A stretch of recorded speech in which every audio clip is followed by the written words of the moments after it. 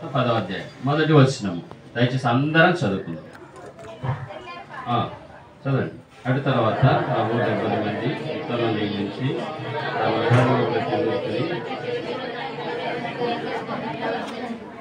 కదా. ఇక్కడ యేసుప్రభువు వారికి ఎవరు అవసరమై ఉన్నారు? ఎవరు అవసరమయ్యారంటే 70 మంది. కూడా చాలా అవసరం. రక్షించబడిన తర్వాత నీ సమయాన్ని ఎంత వృధా చేసుకుంటున్నావంటే చాలా నీ రక్షణని నువ్వు నిర్లక్ష్యం చేస్తూ ఉంటున్నావు. రక్షించబడిన బిడ్డలే, నీకు ఆ రక్షణ యొక్క విలువ నీకు తెలియక, ఆ రక్షణలో ఉన్న ఆనందం ఏంటో నీకు అర్థం కాక, ఆ రక్షణ యొక్క గొప్పతనం నీకు అర్థం కాక నువ్వు రక్షణని నిర్లక్ష్యం చేస్తున్నావు. కానీ దేవుడు మళ్ళీ ఈ VBS ద్వారా నిన్ను ఉజ్జీవింప చేయటానికి, నిన్ను బలపరచడానికి, నిన్ను తన ఉద్దేశం చొప్పున వాడుకోవటానికి మరలా మరొకసారి మన ముందుకు వచ్చాడు. ఇక్కడ ఏం చేస్తున్నాడంటే 70 మంది ఇతరులను నియమించి ఎందుకు పంపిస్తున్నాడండి? తాను వెళ్ళబో ఊరికి. యేసుప్రభు ఎందుకు వచ్చాడు ఈ లోకానికి? యేసుప్రభు ఎందుకు వచ్చాడండి లోకానికి? మానవులకి పాపక్షమాపణనిచ్చి పరలోక రాజ్యము చేర్చటానికి వచ్చాడు కదా. మరి మీరు ఇంతకాలం రక్షించబడ్డారు. నిజంగా మరి మీకు ఒక భారం ఉండాలి. అరే, నేను నరకం నుంచి తప్పించబడ్డాను, పరలోకానికి వెళ్ళాను, నా పాపాలు క్షమించబడ్డాయి. మరి నా తోటి వారు, నా తోటి స్నేహితులు, నా బంధువులు కావచ్చు, ఇరుగు పొరుగు వారు కావచ్చు, ఎప్పుడైనా మరి ఎక్కడుంటారండి? వారందరూ యేసుప్రభుని అంగీకరించిన వారందరూ ఎక్కడుంటారు? ఎక్కడుంటారండి? నరకం. నరకం అంటే ఎట్లుంటుందో తెలుసా? ఇప్పుడు మన కళ్ళ ముందు ఏదైనా గుడిసి కాలిపోతుందండి, ఎవరైనా బిడ్డలు అందులో ఉన్నారనుకోండి, మీరు ఎంతమంది ఆకులతో రక్షించడానికి ప్రయత్నం చేయరంటారా? రక్షించడానికి ప్రయత్నం చేయరా? అనేక సార్లు చూడండి, ప్రమాదానికి ముందే హెచ్చరిక ఉంటాయి కదా, సైన్ బోర్డ్స్ ఉంటాయి. మీరు బైకులు రైడింగ్ చేసేటప్పుడు మీకు ముందుగానే, ఎందుకు? ప్రమాదంలో మీరు పడకూడదని, యాక్సిడెంట్లు కాకూడదని, మీరు నష్టపోకూడదని కదా. మీరు ఆ సైన్ బోర్డ్స్ చూసినప్పుడు ఏం చేస్తారు? మీ ప్రయాణాన్ని మీరు స్లో చేసుకుంటారు. ఒకవేళ లేదు, మనం కూడా రోడ్ల మీద వెళ్తున్నప్పుడు అప్పుడప్పుడు మనకు తెలియకుండానే మనం కొంత గోతిలో పడ్డామనుకోండి, ఆ గోతికాడ ఒక రాయో ఏదో పెట్టి ఇతరులు నష్టపోకుండా ప్రయత్నం చేస్తామా? హెల్ప్ చేస్తామా? చేయమా? చేస్తాం కదా. అలాగనే రక్షించబడినటువంటి నీవు ఏం కోల్పోయావంటే, దేవుడు ఎందుకు నిన్ను రక్షించుకున్నాడో ఆ ఉద్దేశాన్ని నువ్వు మర్చిపోయావు. ఆ ఉద్దేశాన్ని మర్చిపోయావు. అందుకే మరొకసారి దేవుడు ఈ VBS ద్వారా నిన్ను మరలా ఆయన పని నిమిత్తమై నిన్ను వినియోగించుకోవటానికి ఇష్టపడుతూ ఉంటున్నాడు. దేవుని పని ఎంతమందికి సేవ చేయాలని ఉంది చెప్పండి? మాట్లాడలేదండి. సేవ చేయటం అంటే ఏంటి? పూర్తికాల సేవ కాదు. ఉద్యోగం చేసుకుంటూ కూడా సేవ చేయొచ్చు, పని చేసుకుంటూ సేవ చేయొచ్చు, చదువుకుంటూ కూడా సేవ చేయొచ్చు.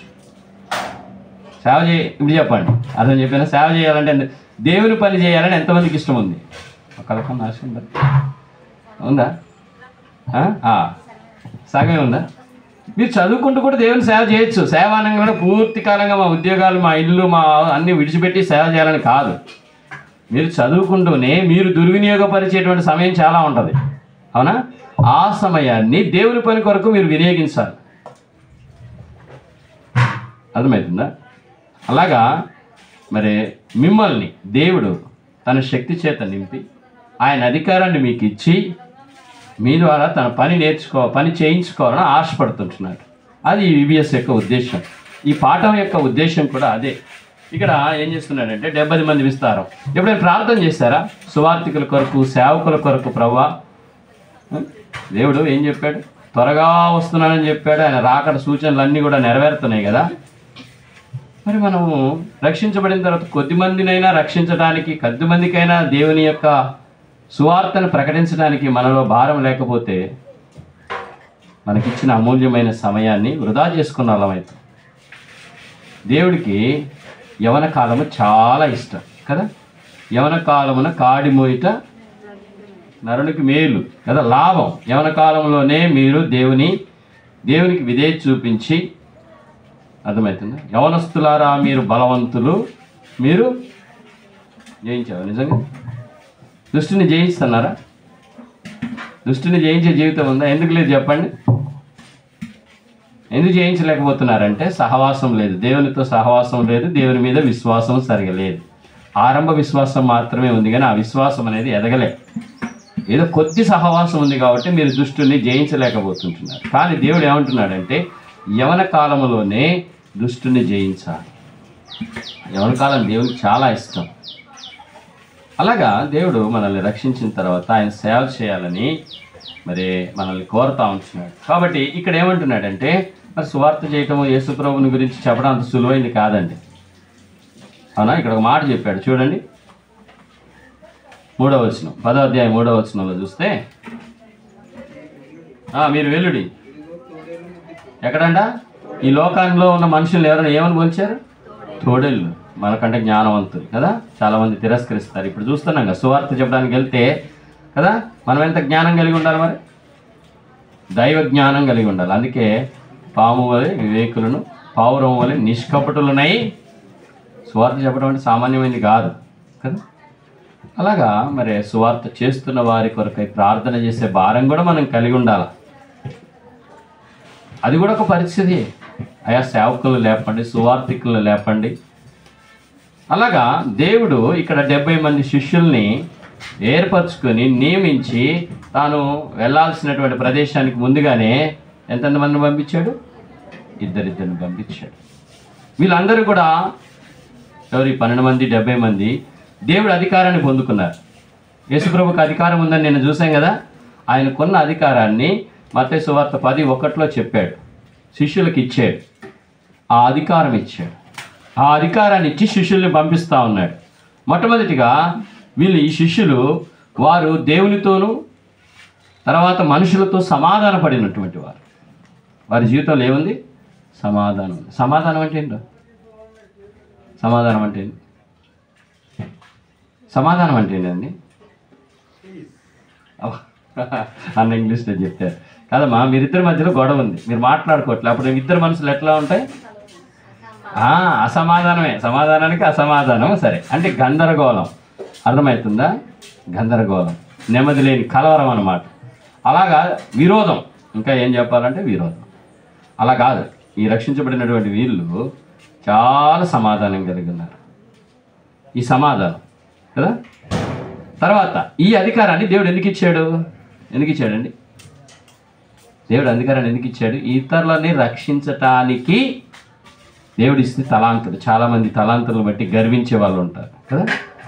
అది నీ కొరకో, నీ గొప్పతనం కొరకో, నీ మయం కొరకో, లేకపోతే నీ పేరు ప్రఖ్యాతి కొరకో ఇవ్వలే.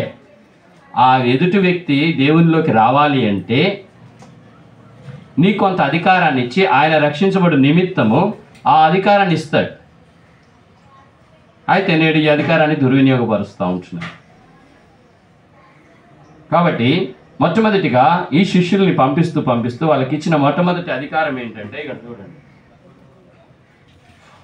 ఈ యొక్క తలాంతులు అనుకోవచ్చు, అధికారం అనుకోవచ్చు. ఎవరి కొరకు తలాంతులు చెప్పండి? చదవండి అదేంటి? మరి అదర్స్ అంటే ఇతరుల కొరకు ఇచ్చాడు, మన కొరకు కాదు. ఏ తలాంతని? ఇప్పుడు నేను వాక్య పరిచయం చేస్తాను, ఇది ఎవరి కొరకు? ఇతరులకి పరిచయం, ఇతరులకి దేవుని వాక్యాన్ని బోధించేటువంటి, అది కూడా ఒక తలాంతే అనా. అలాగా మొట్టమొదటిగా ఇది చదవండి ఇప్పుడు, పీస్, సమాధానం. అందుకే యేసుప్రభు వారు ఆ పట్టణాలకు పంపిస్తూ ఏం చెప్పారండి? మొట్టమొదటిగా మీరు ఇంట్లోకి పోవటంతో ఏమన్నారంటే ఆ ఇంటికి శుభమని చెప్పి సమాధానం. ఒకవేళ ఆ ఇంట్లో మరి వచ్చినటువంటి వ్యక్తిని చాలా ప్రేమతో సంతోషంతో స్వీకరించి ఆయన మాటలు వినటానికి ఇష్టపడేవారు అక్కడ ఉన్నట్లయితే వీళ్ళల్లో ఏ సమాధానం అయితే ఉందో ఆ ఇంటి మీదకి వస్తుంది. అంటే ఆ ఇంటి వారు కూడా రక్షణ పొందుతారు అని అర్థం. అర్థమవుతుందా? మొట్టమొదటికి ఇచ్చిన తలాంత ఏంటంటే చూడండి పీస్. తర్వాత చూడండి వారికి ఏమేమి ఇచ్చి పంపించాడు వరాలు. లూకా సువార్త 10 చూడండి.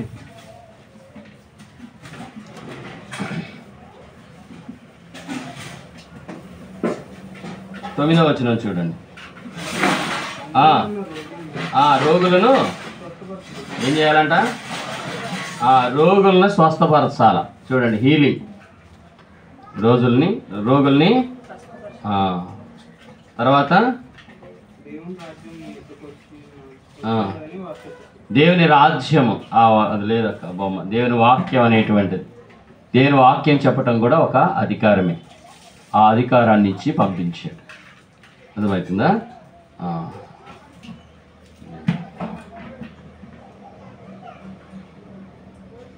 అయితే మనకు నిజంగా చెప్పండి, దేవుని పని చేస్తే మనకి ఏమైనా తక్కువ అవుతుందా? చాలామంది దేవుని పని చేస్తే మనకేమైనా తక్కువ అవుతుందా? ఒకసారి పేతురు అంటాడు, ప్రభా మేము సమస్తం విడిచిపెట్టినాం కదా, మాకేంటయ్యా అంటే భూమి మీద 100 రెట్లు అన్నాడు. భూమి మీద ఏమొస్తుంది? దేవుని పని చేసినంత మాత్రాన నీకు ఏది తక్కువ కాదు. అర్థమవుతుందా? దేవుని పని చేస్తే నువ్వు ఇంకెక్కువగా ఆశీర్వదించబడతావే కానీ నీకేం తక్కువ కాదు. కాబట్టి యవన కాలంలోనే మనము దేవుని పని చేయాలి, దేవుని సేవ చేయాలి. ఎప్పుడైనా చెప్పారా? ఇతరులకు సువార్త చెప్పారా? సువార్త చెప్పారా? వారి కొరకు ఎప్పుడైనా ప్రార్థన చేశారా? కదా, మీరందరూ కూడా రక్షణని నిర్లక్ష్యం చేస్తున్నారు. దేవుని యొక్క ఉద్దేశాన్ని ఏం చేస్తున్నారంటే పక్కకు పెడుతున్నారు. ఏదో VBSకి వచ్చారు. ఎందుకు వచ్చారు అసలు VBSకి? అమ్మోళ్ళు భయపెట్టారా పోతే ఏదన్నా అంటారా? చాలామంది అట్లే వస్తారు. ఇంట్లో వాళ్ళ అమ్మ నాన్నలు ప్రెజర్ చేస్తారు, పోరా బాబు 2 రోజులన్నా 2 రోజులు అడుగు. కాలక్షేపానికి వచ్చే వాళ్ళు చాలామంది ఉంటారు కదా. అసలు మన థీమ్ ఏంటి? మనం యెహోవాని సేవించదాం కదా. యెహోవాని నిజంగా యెహోవాని సేవిస్తున్నారా? మత్తయి సువార్త 6లో ఒక మాట ఉంటుంది, ఏ ఎవడును 2 యజమానులకి దాసుడుగా, కానీ మీరందరూ 2 యజమానులకు దాసుడుగా ఉంటున్నారు అనిపిస్తుంది. 2 యజమానులు ఉన్నారు. మనం సేవించేది నిజమైన దేవుడిని, ఆయన నిజమైనటువంటి యజమానుడు కదా. మనకేం కావాలంటే దేవుడు కావాలా, సైతాన్లు కావాలి, 2 కావాలా. దేవుడు కావాలా, సైతాన్. లోకం కావాలి, దేవుడు కావాలి. సెల్ ఫోన్ కావాలా, దేవుని మందిరం కావాలి. పాపం కావాలా, పరిశుద్ధత కావాలి. మందిరంలోకి వస్తే ఏం కావాలా? ఎంత డిసిప్లిన్. ఇక్కడ మిమ్మల్ని చూస్తే ఎంత బాగుంటారంటే అసలు ఎంత బుద్ధిమంతులు, ఎంత చక్కగా ఉంటారు. ఇక్కడ నుంచి VBS అయిపోయిన తర్వాతనో ఇంటికి వెళ్ళిన తర్వాతనో చూస్తే అసలైనటువంటి హృదయం అనేది బయటపడింది. అవునా కదా? మీ అందరికీ తెలుసు కదా ఈ విషయం అంతా. తెలుసా తెలీదా చెప్పండి? హార్ట్ఫుల్గా ఒప్పుకోండి. ఒప్పుకుంటుంది చూడు, తెలుసు కదా. కానీ మరి మనం యెహోవాను సేవించాలని దేవుడు కోరుతాడు. నన్నే సేవించాలి. ఎందుకంటే నిజంగా మనల్ని ప్రేమించింది ఆయనే, మన కొరకు ప్రాణం పెట్టింది కూడా ఆయనే. ఆ విషయాన్ని మీరు తెలుసుకోవాలి. ఆయన చూసాం కదా, ఆయన మహిమా స్వరూప్యాన్ని ఉదయకాలం చూసాం కదా. ఎక్కడో ఉండాల్సిన ఆయన ఏం చేశాడు? ఆ మహిమని విడిచిపెట్టి మన కొరకు వచ్చాడు. ఎందుకొరకు అంటే మన జీవితాలని బాగు చేయటానికి, మన జీవితాలని బాగు చేయటానికి. అలాగా మనం చూసినట్లయితే చూడండి, దేవుని సేవ చేసేవారికి ఏముంటుందంటే భద్రత ఉంటుంది. ఏముంటుంది చదవండి ఇంగ్లీష్లో పదం ఏంటి? ప్రొటెక్షన్. అంటే కీర్తన 34:7లో ఒకటి ఉంటుంది. ఏమంటే మీరేం తీసి చదవమాకండి. భయభక్తులు గల వారి చుట్టూ ఎవరుంటారంట? దూతలు కావలి ఉండి రక్షిస్తూ ఉంటారు. ఎక్కడున్నా సరే భద్రత ఉంటుంది. అర్థమవుతుందా? తర్వాత మీకు కావాల్సినటువంటి ఆహారం ఏమేమి కావాలో దేవుని పని చేసే వారికి చక్కగా దేవుడే పనివాడు జీతానికి పాత్ర. నువ్వు చేసే పని ఎవరిది? నువ్వు చేసే పని ఎవరిది? అమ్మో ఈరోజు అంటే యూత్ మీటింగ్ అంట, నాకు మార్కులు తక్కువ వస్తాయేమో, వెళ్ళకపోతే ఆమె స్కూల్ మేనేజ్మెంటు, కాలేజ్ మేనేజ్మెంటు. కానీ నీకేం తక్కువ చేయడు. ఎందుకు? నీలో ఆ భయం అంటే నీలో ఏం లేదు, విశ్వాసం లేదు కదా. నీలో విశ్వాసం లేదు. అద్భుతాలు ఎలా జరుగుతాయని రాశారు మీరు, నేను వర్క్ బుక్ చేశారు కదా. అద్భుతాలు జరగాలంటే ఏమి ఉండాలి మనకు? దేవుడు చెప్పినట్టు. పేతురు ఏం చేశాడు? పేతురికి ఎంతో అనుభవం కదా సముద్రం మీద. ఏమండి, పేతురు యేసుప్రభు కంటే పెద్దవాడు, చేపలు పట్టడంలో ఆరితేరిన నిష్ణాతుడు. అలాంటి వానికి ఒక్క చేప కూడా దొరకలేదు. ఆశ్చర్యం అనిపిస్తుంది అంటారక్క. చిన్న చేప కూడా పడలేదంటే, కానీ నా మాటను బట్టి, నీ మాటను బట్టి అన్నప్పుడు ఎంత మంచి వచ్చింది? ఆ వల నిండా చేపలు వచ్చాయి కదా. నిజంగా మనం కూడా అంతే. యేసు ప్రభు మాటకి లోబడటం అనేది నేర్చుకున్నాం అనుకోండి, నిజంగా మన జీవితంలో కూడా అద్భుతాలు జరుగుతాయి. పేతురు జీవితంలోనే కాదు. పేతురు ఏం చేశాడంటే ఆయన మాటను బట్టి వలేసాడు. తర్వాత పశ్చాత్తాపడ్డాడు కదా తన జ్ఞానాన్ని గురించి. మీరందరూ కూడా నిజంగా విశ్వసిస్తే, అవును ప్రభువా, నా సొంత జ్ఞానంతో నేను చదువుకున్నాను కానీ పాస్ కాలేదు, కానీ నీ మందిరానికి సేవకు వచ్చాను, నేను ఈ పలానా రోజు సెలవు ఉంటే నీ కొరకు వినియోగించబడ్డాను. ఈ దసరా సెలవుల్లో మీ అందరికి కూడా కొన్ని వర్క్స్ ఇచ్చే ఉంటారు టీచర్లు వీళ్ళందరూ, అండ్ కొంతమంది పెండింగ్ పెట్టే ఉంటారు. అయినా ప్రాబ్లం ఉండదు, దేవుడు మంచిగానే సాయం చేస్తాడు. అలాగా చూడండి, ప్రొవిజన్ అంటే కావాల్సినటువంటివి, ఆహారమే కావచ్చు, నీళ్ళే కావచ్చు, ఏదైనా ఇస్తానన్నాడు. అయితే యేసుప్రభు వారి శిష్యుల్ని పంపించేటప్పుడు మీరు ఎలా వచ్చారు? వీబీఎస్ అందరు ఎట్లా సిద్ధపాటు కలిగి వచ్చారు చెప్పండి? చక్కగా మీరందరూ కావాల్సినటువంటి డ్రెస్లు, అవునా, పేస్ట్లు, బ్రష్లు, దుప్పట్లు అన్నీ. కానీ యేసుప్రభు వారు పంపించేటప్పుడు ఏమేం చెప్పాడు చూడండి, అక్కడ రాయబడి ఉంది. లూకాసు వార్త 10 చదవండి. లూకాసు వార్త 10లో 4వ వచనం చూడండి. ఫస్ట్ ఏం తీసుకోవద్దంట? సంచి. అంటే సంచి అంటే మనం వేసుకునే సంచి కాదు, డబ్బులు దాచుకునే పర్సులు ఏముంటాయి? ఎక్కడికి వెళ్ళినా మనం ఏం చూసుకుంటాం? పర్సు ఉండాలి, పాకెట్ మనీ, స్నాక్స్ కొనుక్కోవాలని తెచ్చుకునే ఉంటారు ఇప్పుడు కాక, అవునా? తర్వాత జాలే, ఇది జాలే అంటే బట్టలు పెట్టుకునే బ్యాగ్, సరేనా? తర్వాత నెక్స్ట్ ఇంకేమి ఇచ్చాడమ్మా? చెప్పులు. తర్వాత ఏమి కూడా చెప్పులనైనా, ఇంకో చోట ఏమైనా రాయబడింది అంటే 2 అంగీలు కూడా తీసుకుపోకూడదంట, వెండినైనా తీసుకుపోకూడదంట, అవునా? ఇంకేం రాశాడంటే అక్కడ, ఆగండి, కుశల ప్రశ్నలు అడగద్దు, అంతకుముందే కాదు, 2 అంగీలు, రొట్టె, వెండి, చేతి కర్రను కూడా తీసుకుపోకూడదని రాసిపెట్టి. ఇవన్నీ ఉన్నాయనుకోండి, మనం ప్రభు మీద ఆధారపడతామా? ప్రభు మీద ఆధారపడం. ఇవన్నీ ఉన్నాయిలే, ఎంజాయ్గా చేస్తాం. కుశల ప్రశ్నలు కూడా అడగద్దు అన్నాడు. అటు పోతూ ఇటు పోతూ అంటే నీ గురి గమ్యం ఏమైంది? తప్పిపోయింది. హాయ్ బాగున్నావా అనుకుంటూ పోతే ఇటు నుంచి ఈ ఆత్మ నడిపిపోయింది, అటు నుంచి అటు కదా. అలాగా ఏమన్నాడంటే సంచి వద్దు, జాలె వద్దు, చెప్పులు వద్దు, 2 అంగీలు వద్దు, చేతికర్ర వద్దు, పనివాడు జీతానికి పాత్రుడు. కేవలం విశ్వాసంతో మనం పనిచేసినప్పుడు దేవుడు చక్కగా. తర్వాత ఏమన్నాడంటే ఎవరైనా ఇంటికి వెళ్ళాలి కదా, సమాధానం అని చెప్పమన్నాడుగా. వాళ్ళు ప్రేమతో ఏది ఇస్తే అదే, అంత ప్రేమతో వెళ్తున్నారు కదా. ఒకవేళ ఎవరైనా చేర్చుకోలేదనుకోండి, వాళ్ళ పరిస్థితి ఏంటి? అది కూడా ఒక సూచన చెప్పాడు. మీరు బయటకు వచ్చేటప్పుడు మీ పాదం ధూళి దులిపి ఆ పట్టణం మీదనో ఆ ఇంటి మీదనో ఏమైతే వాళ్ళు దేనికి పాత్రలు? దేవుడు ప్రేమతోటి వారి పట్టణాలకి ఆయన శిష్యుల్ని పంపించి దేవుని రాజ్య సువార్త ప్రకటిస్తూ ఉంచినప్పుడు వినకపోతే ఏమైతే తెలుసా? ఏమైందండి? ఒక మాట చదవండి. అపోస్తుల కార్యాలు 17:31లో చూడండి. అపోస్తుల కార్యాలు 17:31 చూడండి.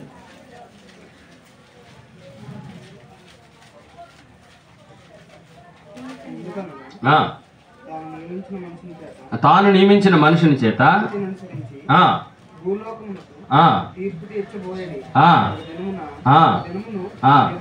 చాలండి. తీర్పు తీర్చబోయేది ఒక దినముంది కదా. ప్రసంగి గ్రంథంలో 11వ అధ్యాయంలో ఉంటుంది. యవనుడా, నీ యవనమును బట్టి, నీ యొక్క హృదయ వాంఛను బట్టి, నీ శరీర కోరికను బట్టి ఇప్పుడు బాగా జీవించు, తిను, త్రాగు, సుఖించు, నిర్లక్ష్యంగా ఉండు. కానీ రేపు ఏమొస్తుంది? తీర్పు ఉంది, రేపు శిక్ష ఉంది, రేపు ఉగ్రత ఉంది. అలాగే ఎవరైతే యేసుప్రభు వారి శిష్యుల్ని చేర్చుకోలేదో వారి మీదకి ఏముందంటే ఉగ్రత. అక్కడ కొన్ని పట్టణాల పేర్లు చెప్పాడు. చదవని ఆ మాట. లూకాసు వార్త 10లో పట్టణాల పేర్లు ఏమి?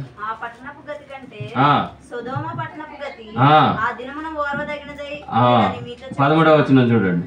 అయ్యో కొరిజినా, అయ్యో బెత్సైదా, మీ మధ్య చేయబడిన అద్భుతములు తూరు, సీదోను పట్టణాలు కదా. యేసుప్రభు వారు బాధపడుతున్నాడు. అరే బీబీఎస్ ఇన్ని సంవత్సరాల నుంచి పెడుతున్నాను, ఈ బిడ్డలు వస్తున్నారే, అరే వీళ్ళు దేవుని ఉద్దేశాన్ని అర్థం చేసుకోలేకపోతున్నారే, ఏదో వస్తున్నారు, టైంపాస్గా వింటున్నారు, వెళ్ళిపోతున్నారు. అంతేగాని మీలో కొంచెమైన చలనం లేదు, మీలో కొంచెమైన భారం లేదు, మీకు రాబోయేటువంటి ప్రమాదం, పెను ప్రమాదమును గురించినటువంటి అవగాహన లేదు. ఏదో దేవుడు రాకడ వస్తుందంట అంటే వస్తుంది అంతే కదా. ఇవన్నీ కూడా మనం దేవుని సేవ చేయటానికి ఆటంకం అయిపోతుంది. మీ సమయాన్ని, మీ యవన వయసునంతా కూడా ఏం చేసుకుంటున్నారు? వృధా చేసుకుంటున్నారు. కానీ దేవుని సేవ చేస్తే మనకేం తక్కువ కాదు. దేవుని పనిలో ఫిలిప్పీ 4:3లో ఉంటుంది. సహకారుల పేర్లు కూడా జీవ గ్రంథాల్లో రాయబడతాయంట. చదవండి, ఫిలిప్పీ 4:3లో ఒక మాట ఉంది. ఫిలిప్పీ 4:3లో ఒక మాట ఉంటుంది, జీవ గ్రంథంలో రాయబడతాయి. సహకారుల పేర్లు అని రాయబడింది కదా. ఎంత వద్దు, మనకు సాయం లేదు. సహకారుల పేర్లు అక్కడ అపోస్తలుడైన పౌలుకి చాలా మంది సహకారులు ఉన్నారు. మనము కనీసం సేవకులకైనా సహకారంగా ఉండాలి కదా. పొద్దున చెప్పారు కదా, సేవకులకైనా సహకారంగా ఉన్నారు. అలాగా మనం రక్షించబడినటువంటి మనము మరి ఏముండాలండి? రక్షించబడిన వ్యక్తి ఇంకొక వ్యక్తిని యేసుప్రభు దగ్గరికి తీసుకురావాలంటే మనకు ఉండాల్సినటువంటి ముఖ్యమైనటువంటి లక్షణం ఏంటండి? మనం చూసి వస్తారా? చెప్పండి. మనల్ని పొద్దున ఒక రిఫరెన్స్ రాశారు ఏంటిదాకా, అవిశ్వాసులు దేనిని బట్టేమా గుర్తుందా? మన యందు యేసు ప్రభుని చూస్తారనే ఉందా? బుక్ ఉంటే అర్థమయ్యేది కదా. విశ్వాసులేమో దేవుని ఎక్కడ కనుగొంటారు? దేవుని వాక్యములు. అవిశ్వాసులు ఎక్కడ కనుగొంటారు? మనలో కనుగొంటారు కదా. మత్తయి సువార్త 5:16 ఒక మాట ఉంది, మీరు లోకానికి వెలుగు. కాదు, ఏమన్నాడు? మీ సత్క్రియలందరికీ కనపడినట్లు వెలిగించిన దీపాన్ని ఎక్కడ పెట్టాలా? రక్షణ పొందిన మీరు మీ మంచి కార్యాల ద్వారా ఏం చేయాలా? మీ ప్రేమని వెల్లడి చేయాలి. మీ ప్రేమను ఏం చేయాలి? వెల్లడి చేయాలి. మనం చూపించే ప్రేమను బట్టి, మనం చెప్పే మంచి ప్రేమపూర్వకమైన మాటను బట్టి వాళ్ళు ఆకర్షితులు అవుతారు. మనలో ఎవరిని చూడాలి? యేసు ప్రభుని చూడాలి. మనలో యేసు ప్రభుని చూడాలి. అప్పుడే ఇతరులను తీసుకురామంటే వస్తారు. అదే మనమే సరిగా బాగలేదనుకోండి, మరి నువ్వు పోయి మారలేదురా, నేనేమో చేంజ్ చెప్పి కదా. ఎంతో ఇక్కడ వాడతారో పాట, ఒక VBS పాట ఉంటుంది, ఎంతో స్పెషల్ ఎంతో స్పెషల్ అని కదా. మనం స్పెషల్, కానీ నిజంగా ఆ స్పెషల్ లోకానికి, మీ క్లాసులో ఉన్న వ్యక్తులకి మీకు ఆ స్పెషాలిటీ ఉందంటారా? మాట విషయంలో కావచ్చు, మౌనం విషయంలో కావచ్చు, డిసిప్లిన్ విషయంలో కావచ్చు, భక్తి విషయంలో కావచ్చు, ప్రతి విషయంలో మీకంటూ ఒక స్పెషాలిటీ ఉండాలి. అప్పుడే మనం ఏదైనా చెప్తే వాళ్ళు ఆకర్షితులు అవుతారు, దేవుని యొద్దకు వాళ్ళు రాగలుగుతారు. అలాగా యేసుప్రభు దగ్గరకు ఒక వ్యక్తి వచ్చాడు, బాగా ధర్మశాస్త్రోపదేశకుడు, పండితుడు. ధర్మశాస్త్రోపదేశకుడు అంటే ధర్మశాస్త్రాన్ని బోధించేవాడే, కానీ చాలా తెలివి ఒక ప్రశ్న వేశాడు. అయ్యా, నేను నిత్య జీవనం పోవాలంటే ఏం చేయాలా అన్నాడు. నిత్య జీవనం పోవాలంటే ఏం చేయాలంటే కొంచెం యుక్తితో అడిగాడు. ప్రభుకు అందరి హృదయాలు తెలుసు కాబట్టి, ఓహో నీకేం తెలుసో నేను తెలుసుకుంటా అని చెప్పి ఒక మాట అన్నాడు కదా. పాత నిబంధన సారాంశం అంతా కూడా 2 వచనాల్లో యేసుప్రభు వారు చెప్పాడు. మత్తయి సువార్త 22, మత్తయి సువార్త 22:36 నుండి చదవండి. మత్తయి సువార్త 22:36 వచనం నుండి. ముఖ్యమైన ఆజ్ఞ ఏదని అడిగాను.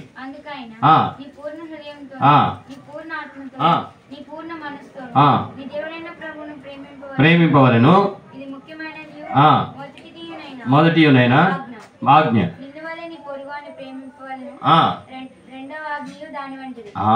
ఇప్పుడు చెప్పండి, దేవుని సేవ చేయాలంటే మొట్టమొదటి దేవుని సేవించాలి, తర్వాత ఏం చేయాలి? పొరుగువాడిని. మన పొరుగువాడిని ఎట్లా ప్రేమిస్తామండి? పొరుగువాడిని ప్రేమించాలంటే ఈయన తెలియక పొరుగువాడు ఎవరు అన్నారు. పొరుగువాడు ఏవాలంటే మళ్ళీ యేసుప్రభు ఒక కథ చెప్పాల్సి వచ్చింది. అప్పుడు ఈ కథ మీకు కూడా చెప్పాలి, మీ అందరూ బాగానే తెలుసు. మంచి సమరేడు కథ తెలుసా? మంచి సమరేడు ఏం చెప్పట్లేదండమ్మా, నా భయం, మీరు సైలెంట్ కూడా భయం అవుతామా నాకు అసలు అర్థం కాదు. నేను చెప్తుంది మీకు అర్థమవుతుందా కావట్లేదు, అసలు వృధా అయిపోయింది. మంచి సమరేడు కథ తెలియదు, ఏం లేదా? సండే స్కూల్లో విన్నారా? ఆ మంచి సమరేడు అంట. ఇది చూడండి, చూడండి ఇక ఈ ప్రాంతం పేరు చదవండి. కాదు, సారీ, అది కాదు, ఫస్ట్ పెట్టాలి. అది చదవండి, యెరూషలేము. ఇక ఈ పట్టణం పేరేంటి? ఇది ఉపమానం ఎందుకు చెబుతుందంటే, పొరుగువాడు ఎవరు అని చెప్పడానికి ఈ యుక్తిపరుడు అయినటువంటి ధర్మశాస్త్రోపదేశకుడు యేసుప్రభునే ప్రశ్నించాలని వచ్చాడు. చాలామంది మనకు కూడా యుక్తిగా ప్రశ్నలు వేస్తూ ఉంటాం తెలిసి కూడా, అవునా? అయితే యెరూషలేము కొండ మీద ఉంటుంది, ఎరుకోనేమో కింద అడుగు బాగానే ఉంటుంది. వాస్తవంగా ఏంటంటే, ఆ యెరూషలేము పట్టణం నుండి ఎరుకో పట్టణానికి వెళ్ళే దారి, ఆ దారిలో ఎవరు వెళ్ళరు. అదొక పెద్ద అరణ్య ప్రదేశం. అరణ్యం వెళ్ళకుండా వెళ్తారు ఎవరన్నా? ఎవరు సంచరించని ప్రదేశాలు వెళ్ళాలంటే భయం అవుతుందండి. మేము నిన్న ఎర్రగుంట నుంచి లంకపల్లె వస్తుంటే ఆ మధ్యలో నీలాద్రి అనేది ఒకటి ఉంది, ఆ మధ్యలో వస్తుంటే అంతా అడివే. మా పిల్లలు చెబుతున్నారు భయం అవుతుంది బాబు, ఎవరు రాకపోతే నైట్ పూట రావాలంటే భయం. ప్లస్ ఇంకేముంటారంటే దొంగలు, బందిపోటు దొంగలు ఉంటారు. అలా ఉంటారని తెలిసినప్పుడు అటు పోతామా? అమ్మాయిలు కూడా పంపిస్తారు కదా. అది అలాంటి ఒక వ్యక్తి ఉన్నాడు. ఆ వ్యక్తి ఏం చేశాడంటే యెరూషలేము నుంచి ప్రయాణమై ఎక్కడికి వెళ్తున్నాడమ్మా? ఎరికోకి వెళ్తా ఉంటున్నాడు. ఎరికో వెళ్తుంటే ఏం చేశారు? దొంగలు ఉంటారుగా. దొంగల పని ఏంటమ్మా? ఏది ఉంటే అది దోచుకుంటారు. డబ్బు ఉంటే డబ్బు, బట్టలు ఉంటాయి బట్టలు, ఏది ఉంటే అది దోచేసుకొని ఆ బందిపోటు దొంగలు మొత్తం ఖాళీ చేసి కొట్టి కూర ప్రాణం. ఇక ఇందులో ఇంకొక బొమ్మ కూడా లేదు. అక్కడి నుంచి ఇక్కడికి ఒక దారి ఉంటుంది. ఆ దారి మలుపులు తిరిగి ఉంటుంది.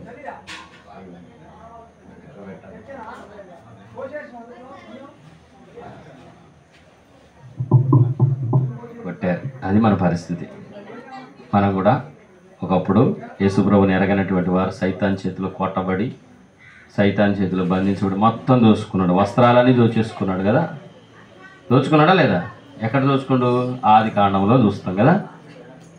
ఆది కాండంలో వాళ్ళు ఉన్న మహిమా వస్త్రాలు పోతాయి లేవా? పోయినాయి. పోయిన తర్వాత వాళ్ళు ఏమైంది? కళ్ళు తెరుచుకొని అప్పుడు వాళ్ళ ఒంటి మీద బట్టలు లేవనేటువంటి విషయాన్ని వాళ్ళు గ్రహిస్తారు. అక్కడ పోయినాయి. మళ్ళా ఎక్కడ వచ్చినాయి అంటే యేసుప్రభుని నమ్మిన తర్వాత మరలా మనకి ఏమి ఇచ్చాడు? రక్షణ వస్త్రం ఇచ్చాడు, నీతి వస్త్రం ఇచ్చాడు కదా. అలాగా ఈ వ్యక్తి ఏం చేస్తూ ఉంటున్నాడు? నిరాశలో ఉన్నాడు. కొట్టబడిన వ్యక్తుడు. కొట్టారు, దొంగలు కొట్టిన తర్వాత ఉన్నదంతా దోచుకున్నారు. సాయం చేసేవాడు లేడు. నిరాశలో ఉన్నాడు, నిస్పృహలో ఉన్నాడు. ఎవరైనా సాయం చేస్తే బాగుండు. దేవుడా, యేసయ్యా ఎవరైనా పంపించు.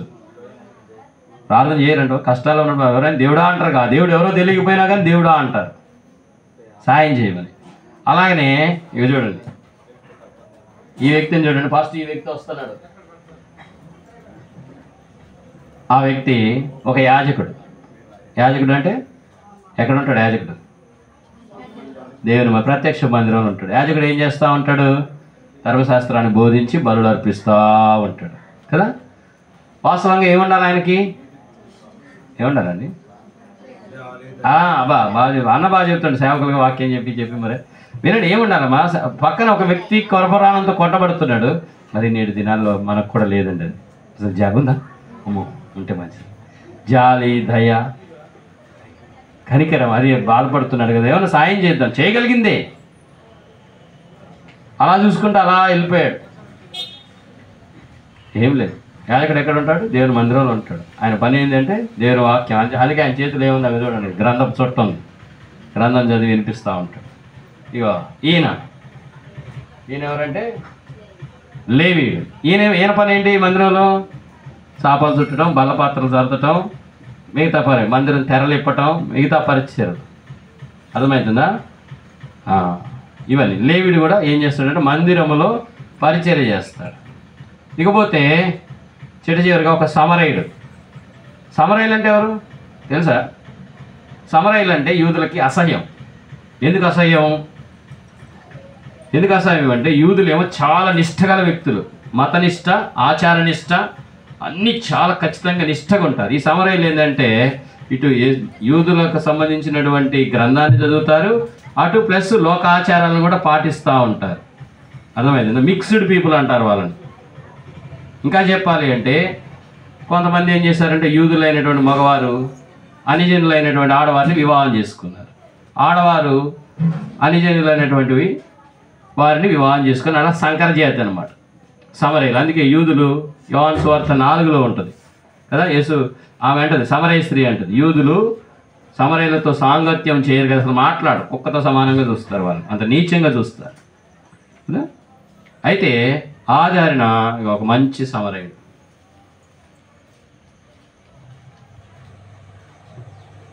ఒక సమరయుడు ఏం చేశాడు? సమరయుడు కదా. ఆ సమరయుడు ఆయన చూసి మొట్టమొదటి ఏం చేశాడంటే ఆయన దగ్గరకు వచ్చాడు. ఏం చేశాడు? ఆయన దగ్గరికి వచ్చాడు. దూరం నుండిగా చూసింది, దగ్గరికి వచ్చాడు. లూకాసు వార్త 10 తీయండి. అక్కడ రాయబడి నేమేం చేశాడు అక్కడ పరిచర్యలు. మీకు అన్ని వర్క్ బుక్లో వస్తాయి, అవన్నీ చూడండి. లూకాసు వార్త 10వ అధ్యాయం 33వ వచనం. ఎక్కడికి వచ్చాడమ్మా? పడి ఉన్న చోటికి వచ్చాడు. యేసు ప్రభువు కూడా నీ ఇంటికి వచ్చాడు. మీది ఏ గ్రామమో తెలియదు, మాది ఖమ్మం కాబట్టి ఖమ్మం గ్రామానికి వచ్చాడు. ఈ తాటాకులగూడెం కాబట్టి తాటాకులగూడెంలో ఎంతమంది దగ్గరికి వచ్చాడు. ఆయనే మన దగ్గరికి వచ్చాడు. మనం ఆయన ఎదికామా? దేవుణ్ణి వెతికేయాలన్న ఆలోచన అసలు ఎవ్వరికీ లేదు. అందుకే సువార్త ప్రకటన చేస్తాం. నిజమైన దేవుణ్ణి వెతకాలి అనేటువంటి ఆశ ఎవరికి లేదు. ఎందుకు సువార్త వారి దగ్గర తీసుకెళ్ళాలంటే నిజమైన దేవుడు యేసుక్రీస్తే కనుక ఖచ్చితంగా మనమే వాళ్ళ దగ్గరికి దేవుణ్ణి తీసుకెళ్ళాలి. అందుకే ఇది మార్గం. మతం అంటే ఏంటో తెలుసా? మనుషులు దేవుడిని ఎదుక్కుండా పోయేదాన్ని మతం అంటారు. మార్గం అంటే దేవుడే మానవుల దగ్గరికి వచ్చేదాన్ని మార్గం అంటారు. అలాగా పడి ఉన్న చోటుకి వచ్చాడు. తర్వాత ఏం చేశాడు? అతన్ని చూసి ఏం పడ్డాడు? జాలి పడ్డాడు. నిజమైన ప్రేమలో ఏముంటుందమ్మా? జాలి ఉంటుంది. అర్థమవుతుందా? మీ ఫ్రెండ్కి కానీ మీ బిరుగు పొరుగు వారికి కానీ నువ్వు వాళ్ళకి సువార్త ప్రకటించాలి, నిజమైన ప్రేమ చూపించాలి అంటే ఉత్తత మాటలు చెప్తే కుదరదు. ఏం చేయాలి? పడి ఉన్న చోటికి వెళ్ళాలి అంటే కొంత ప్రయాస తీసుకు. వీళ్ళు ఏం చేశారు? చూసి చూడనట్టు వెళ్ళిపోయాడు, నాకు ఎందుకులే అని. ఈ లేవీడు కూడా పట్టించుకోకుండా వెళ్ళిపోయాడు. కానీ ఈ సమరేడ్లో ఉన్నటువంటి మంచి లక్షణం ఏంటంటే పడి ఉన్న చోటుకి వచ్చాడు, జాలి పడ్డాడు. తర్వాత ఏం చేశాడు చూడండి. నూనెయు గాయములను కట్టి బా పూటకొల వారిని తీసుకుపోయి పరామర్శించి 2 దేనారాలు. ఇది మనం చేయాల్సిన నిజమైన ప్రేమ. ఎట్లా బోధిస్తామంటే అవసరంలో ఉన్న వ్యక్తుల దగ్గరికి పోయి ఏదో 4 మాటలు చెప్పడం కాదు. 4 మాటలు చెప్పడం కాదు. హాస్పిటల్లో తీసుకుపోవాలి అవసరమైతే. ఏదైనా నీ దగ్గర కొంత ద్రవ్యం ఉంటే ఇవ్వాలి. అర్థమవుతుందా? నీ అంతటా నువ్వు శ్రద్ధ తీసుకొని ఇక్కడ ఏం చేశాడమ్మా? నూనెయు ద్రాక్షారసమును పూసి గాయాల్ని. అప్పుడే నిజమైన ప్రేమ అనేది మనం చూపించగలుగుతాం. యేసు ప్రభు అలాగ మన కొరకు ఏం చేశాడు? వచ్చి ప్రాణం పెట్టి, అవునా, మన మీద ఉన్న ప్రేమని శిలువలో ప్రాణం అర్పించడం ద్వారా ఆయన త్యాగసహితమైన ప్రేమను చూపించాడు. అలాగా మన జీవితంలో రక్షణ పొందినటువంటి మనము మొట్టమొదటిది ఏంటంటే దేవుని సేవ చేయాలి. రెండో భాగం ఏంటంటే నిజమైన ప్రేమను మనం చూపించాలి. ఇక్కడ చూపించాడు. అలాగా ఇప్పుడు అడుగుతున్నాడు. ఈ యుక్తి గల వ్యక్తి వచ్చాడు దేవుడి దగ్గరికి, యేసుప్రభు దగ్గరికి వచ్చి, ఇప్పుడు ఎవరు పొరుగువాడు అంటే ఎవరు చెప్తాడు? ఎవరు చెప్తాడండి? నన్ను. ఎవరైతే ఆ వ్యక్తిని చూసి కనికరపడ్డాడో, జాలిపడ్డాడో ఆయనే నిజమైన పొరుగువాడు. మరి కదా, మన పొరుగువాడు ఎవరు? మన పొరుగువాడు ఎవరండి? యేసుప్రభువే మన పొరుగువాడు. యేసుప్రభువే కదా మన దగ్గరకు వచ్చి మన గాయాలను కట్టి మన కొరకు రక్తం గార్చి మన కొరకు సంఘాన్ని ఇచ్చి, అవునా కదా? అయితే మనం కూడా ఇతరులకి మంచి పొరుగువారుగా ఉండాలి. మనం కూడా ఎలా ఉండాలి? ఇతరులకు మంచి పొరుగువారులాగా ఉండాలి. ఉంటారా మరి? నిజమైన ప్రేమను చూపిస్తారా? నిజమైన ప్రేమను చూపిస్తారా? ఓన్లీ మాటల ప్రేమనే?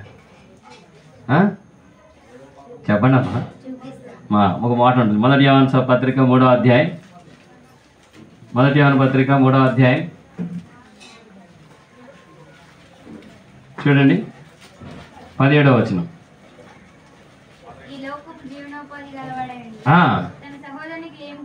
చూచియు కనికరం చూపన వాని యందు దేవుని ప్రేమ ఎలాగ నిలుస్తుంది? మీ దగ్గర కనికరము, జాలి, సాయం చేసేది, ఇతరులకి హెల్ప్ చేయటం, ఏదైనా ఒక హెల్ప్. ఇప్పుడు రాసుకుంటున్నాడు అంటే పెన్ను లేదు, నీ దగ్గర ఒక పెన్ను ఉంది, పెన్ను ఇవ్వటం కూడా అది కూడా సహాయమే. అలాగా మనం ఏం చేయాలంటే ప్రేమ ద్వారా సువార్తను చెప్పాలి. నువ్వేం చెప్పాలంటే, ఒకప్పుడు నా కాడ ఉన్నా కానీ నాకు ఇచ్చే బుద్ధి లేదు, నా హృదయం అంతా పాపంతో ఉంది, కానీ ఇప్పుడు నాలో కేసై వచ్చాడు, ఇప్పుడు ఏమంటున్నాడంటే సాయం చేయని ప్రేరేపిస్తున్నాడు, అందుకే ఇచ్చా అంట. యేసుప్రభు వచ్చి నా హృదయాన్ని మార్చాడు. జీవగ్రంథంలో రాయబడిన వారి యొక్క లక్షణాలు ఇవి ఉంటాయి తెలుసా? వారి జీవితంలో ఏముంటుందంటే ఆనందం ఉంటుంది, వారి జీవితంలో ఏముంటుందంటే సంతోషం ఉంటుంది, వారి జీవితంలో ఏముంటుందంటే మంచి క్రియలు ఉంటాయి. జీవితంలో మార్పు, పాత పద్ధతికి తర్వాత పద్ధతికి ఏముంటుందంటే మార్పు కనబడుతూ ఉంటుంది. ఆ మార్పును చూస్తే, ఆ నిజమైన ప్రేమను చూస్తే ఏం చేస్తారు? దేవుని దగ్గరికి వస్తారు. కాబట్టి మనం అలాగా నిజమైన ప్రేమను చూపించాలి, దేవుని మీద ఆధారపడాలి. దేవుడే మనల్ని సిద్ధపరుస్తాడు. ఆ విధంగా దేవుడు మనల్ని సిద్ధపరుస్తున్నట్లు ప్రార్థన చేసుకుందాం. కంఠత వాక్యం చూడండి, లూకా సువార్త 10వ అధ్యాయం 20వ వచనం. లూకా సువార్త 10:20 దయచేసి చదవండి.